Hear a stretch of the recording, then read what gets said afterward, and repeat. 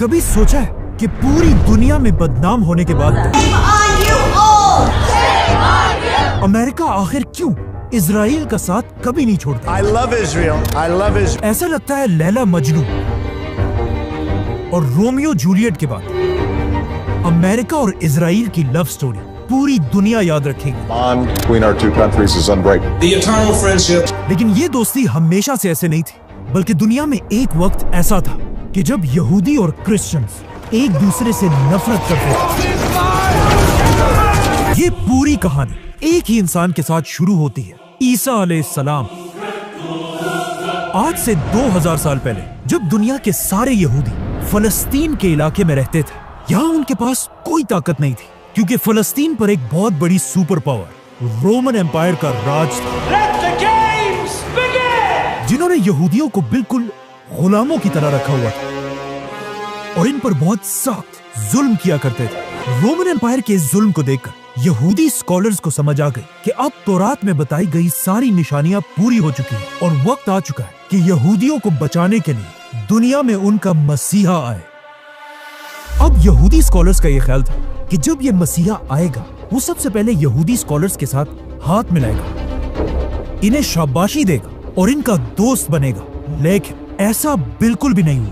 ईसा अलैहिस्सलाम बार बार लोगों को जमा करके इन यहूदी स्कॉलर्स के खिलाफ बोलने लगे और लोगों को ये समझाने लगे कि आज हमारे रिलीजन को इन यहूदी स्कॉलर्स ने बिगाड़ दिया है। और ईसा अलैहिस्सलाम की इन्हीं बातों की वजह से यहूदी स्कॉलर्स उनसे नफरत करने लगे और रोमन एम्पायर के साथ मिलकर ईसा अलैहिस्सलाम को मारने की साजिश करने लगे। यहूदी स्कॉलर्स ने रोमन एम्पायर पर बहुत प्रेशर डाला कि वो किसी तरह ईसा अलैहिस्सलाम को मौत की सजा सुना दे, जिस पर रोमन एम्पायर के गवर्नर ने उनसे कहा कि ठीक है, हम इस शख्स को मौत की सजा तो सुना देंगे, लेकिन याद रखना ईसा का खून हम रोमन्स पर नहीं, तुम यहूदियों पर होगा।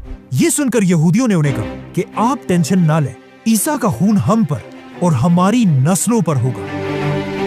अब ईसा अलैहिस्सलाम तो यहूदियों की साजिश से बच गए, लेकिन ईसा अलैहिस्सलाम के जाने के बाद यहूदी कभी भी फलस्तीन में चैन से नहीं रह सके, क्योंकि ईसा अलैहिस्सलाम के जाने के कुछ ही अरसे बाद रोमन एम्पायर और यहूदियों के दरमियान एक बहुत बड़ी जंग हुई, जिसमें रोमन एम्पायर ने यहूदियों को बिल्कुल कुचल दिया और हजारों यहूदियों को मारकर जेरूसलम में यहूदियों की सबसे होली जगह द सेकंड टेंपल को गिरा दिया और सारे यहूदियों को हमेशा के लिए फलस्तीन से भगा दिया। जिसके बाद मजबूरन यहूदी फलस्तीन को छोड़कर पूरी दुनिया में फैल गए और अगले 500 साल तक दुनिया के हर यहूदी की यह ख्वाहिश थी कि किसी तरह दुनिया में कोई मिरेकल हो और यहूदी वापस फलस्तीन की तरफ जा सके। और एग्जैक्टली ऐसा ही हुआ। यहूदियों के फलस्तीन से निकलने के 500 साल बाद दुनिया में एक नई रियासत बनी, मदीना की रियासत। अल्लाहु अकबर। मुसलमानों की यह खिलाफत कुछ ही सालों में इतनी तेजी से फैली कि खलीफा उमर बिन खत्ताब के दौर में मुसलमानों ने रोमन एम्पायर की कमर बिल्कुल तोड़ दी और उनसे फलस्तीन और जेरूसलम फतह कर लिया। जेरूसलम सरेंडर करने से पहले रोमन एम्पायर के क्रिश्चियंस ने हजरत उमर के सामने एक ही शर्त रखी थी कि आप किसी भी हाल में यहूदियों को यहां आने की इजाजत ना दें, लेकिन हजरत उमर ने उनकी बात नहीं मानी। और हजरत उमर के इस ऑर्डर के बाद अगले 400 साल तक दुनिया के यहूदी और मुसलमान एक दूसरे के बहुत ही अच्छे दोस्त थे और क्रिश्चियंस इनके दुश्मन थे। लेकिन 400 साल तक फलस्तीन पर हुकूमत करने के बाद फलस्तीन को मुसलमानों के हाथों से छीन लिया गया। हुआ यह कि यूरोप में एक नया पोप आया, पोप अर्बन।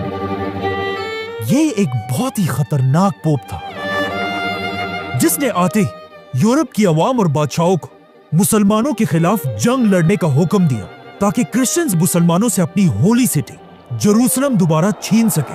जिसके बाद यूरोप के क्रिश्चियंस ने मिलकर मुसलमानों पर हमला कर दिया। लेकिन यहां मसला यह था, उस वक्त के मुसलमान बादशाह अपनी अयाशियों में और आपस की जंगों में इतना मसरूफ थे कि वो क्रिश्चियंस की इस फौज से नहीं लड़ सके। इसीलिए क्रिश्चियंस ने बहुत ही आसानी से पूरे फलस्तीन पर कब्जा कर लिया और बहुत ही बेदर्दी से मुसलमानों को मारने लगे। कहा जाता है कि एक वक्त ऐसा था कि मस्जिद अक्सा में पाँव रखने की जगह भी नहीं थी, क्योंकि वो मुसलमानों की लाशों से भरी हुई थी।